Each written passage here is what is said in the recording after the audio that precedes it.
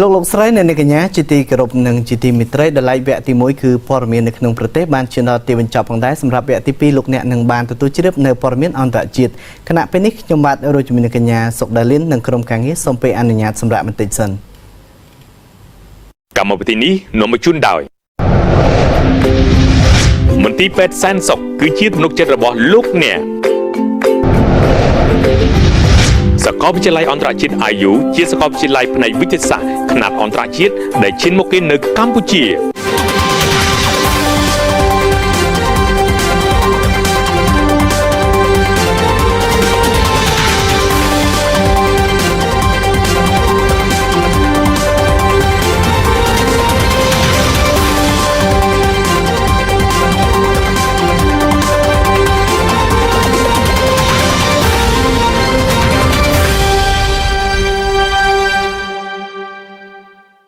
ស្វាគមន៍លោកស្រីនាងកញ្ញាវិលមកកាន់វគ្គទី2នៅក្នុងកម្មវិធីព័ត៌មានប្រចាំថ្ងៃបាទអរគុណនៅក្នុងវគ្គទី2នេះលោកអ្នកនឹងបានទទួលជ្រាបនៅព័ត៌មានអន្តរជាតិប៉ុន្តែមុននឹងជួយជាមួយនឹងព័ត៌មានលម្អិតសូមអញ្ជើញលោកអ្នកមកតាមដានទស្សនានិមិត្តការព័ត៌មានជាមុនសិនលោក Rodrigo Duterte អះអាងសារជាថ្មីពីគោលជំហររបស់ហ្វីលីពីនស្ដីពីតំបន់សមុទ្រចិនខាងត្បូង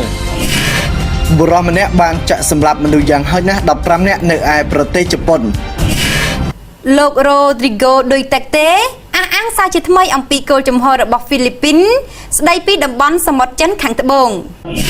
ប្រធានាធិបតីហ្វីលីពីនលោក Rodrigo Duterte បានស្បត់ជូលកាន់តំណែងជាផ្លូវការកាលពីខែមិថុនាកន្លងទៅបានថ្លែងសន្ទរកថាថ្នាក់ជាតិកាលពីថ្ងៃច័ន្ទម្សិលមិញ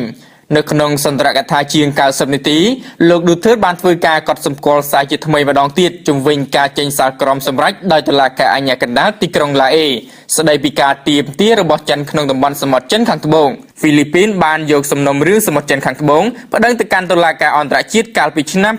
2013ហើយតុលាការបាននិយាយថាចិនមិនមានសិទ្ធិស្របច្បាប់ដើម្បីទាមទារឬអះអាងពីដែនអធិបតេយ្យភាពរបស់ខ្លួនលើតំបន់សមុទ្រចិនខាងត្បូងនោះទេប្រធានាធិបតីហ្វីលីពីនលោក Rodrigo Duterte បានស្វាគមន៍ចំពោះសាលក្រមតុលាការដោយលោកផ្ទាល់សង្កត់ធ្ងន់ថាច្បាប់អន្តរជាតិគួរតែត្រូវបានអនុវត្តហើយដំណោះស្រាយគួរតែធ្វើឡើងឈលលើគោលការណ៍សន្តិភាពក៏ប៉ុន្តែលោក Duterte មិនបានបញ្ជាក់អ្វីលម្អិតឡើយចំពោះផែនការដែលត្រូវដោះស្រាយជាមួយនឹងចិនដែលបានទាត់ចោលសាលក្រមសម្រេចដោយតុលាការអាជ្ញាកណ្ដាលទីក្រុងឡាអេលោក Rodrigo Duterte ចង់បញ្ជូនបេសកជនពិសេសម្នាក់ទៅកាន់ប្រទេសចិនដើម្បីចាប់ផ្ដើមកិច្ចចរចាទ្វេភាគីក៏ប៉ុន្តែខាងរដ្ឋាភិបាលចិនបានគូបញ្ជាក់ថានឹងមិនមាននោះទេកិច្ចចរចាណាមួយដែលឈលលើមូលដ្ឋាននៃសាលក្រមសម្រេចរបស់តុលាការដែលឡៃព័ត៌មានអន្តរជាតិជាចុងក្រោយនេះគឺតាក់ទងទៅនឹងបុរសម្នាក់បានចាក់សម្លាប់មនុស្សយ៉ាងហោចណាស់15នាក់នៅឯប្រទេសជប៉ុនមនុស្សយ៉ាងហោចណាស់19នាក់នៅព្រឹកថ្ងៃអង្គារនេះត្រូវបានបុរសម្នាក់ចាក់សម្លាប់នឹងកូនកំបិតគណៈមនុស្ស23នាក់ផ្សេងទៀតបានរងរបួសនៅក្នុងមជ្ឈមណ្ឌលជនពិការ Tsugi Yamayuri ស្ថិតនៅឯទីក្រុង Sagamihara នៃភាគខាងលិចទីក្រុងតូក្យូប្រទេសជប៉ុននៅក្រៅពេលដែលសោកនាដកម្មនេះបានកើតឡើងបុរសម្នាក់អាយុ26ឆ្នាំត្រូវបានប៉ូលីសឃាត់ខ្លួននៅបន្ទាប់ពីរូបគេបានសម្រេចចិត្តប្រគល់ខ្លួនឲ្យប៉ូលីសនៅម៉ោងប្រមាណជា3:00ទៀបភ្លឺនេះប៉ូលីសកំពុងតែបើកការស៊ើបអង្កេតដើម្បីកំណត់ពីមូលហេតុនៃការវាយប្រហារនេះរីឯបុរសជាខ្មាន់កំបិតបានសារភាពប្រាប់ប៉ូលីសថារូបខ្លួនគឺជាបុគ្គលិកបម្រើការងារនៅក្នុងមជ្ឈមណ្ឌលជនពិការនេះតែម្ដងគួរជម្រាបជូនថាកាលពីម៉ោង2:30នាទីទៀបភ្លឺព្រឹកមិញនេះបុគ្គលិកមជ្ឈមណ្ឌលជនពិការ Tsugi Yamayuri ម្នាក់បានទូរស័ព្ទទៅកាន់ប៉ូលីសដោយអះអាងថាមានបុរសម្នាក់បានយកកូនកំបិតដើរចាក់គេឯងនៅក្នុងមជ្ឈមណ្ឌលជនពិការ Tsugi Yamayuri ត្រូវបានដាក់ឲ្យដំណើរការដោយអាជ្ញាធរនៃតំបន់ Kanagawa គឺត្រឹមចុងខែមិថុនាកន្លងទៅមជ្ឈមណ្ឌលនេះមានជនពិការចំនួន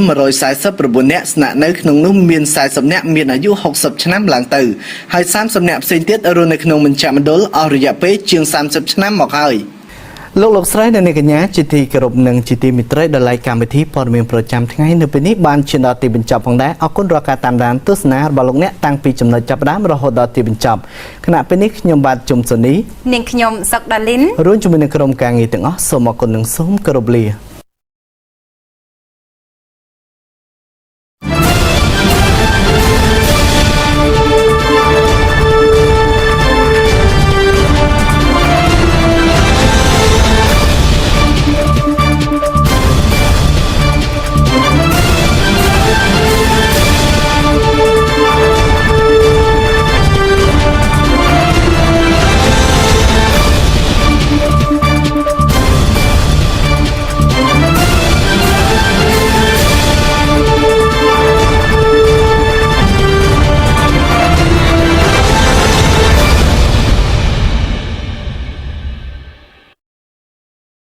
កម្មវិធីនេះនាំមកជូនដោយ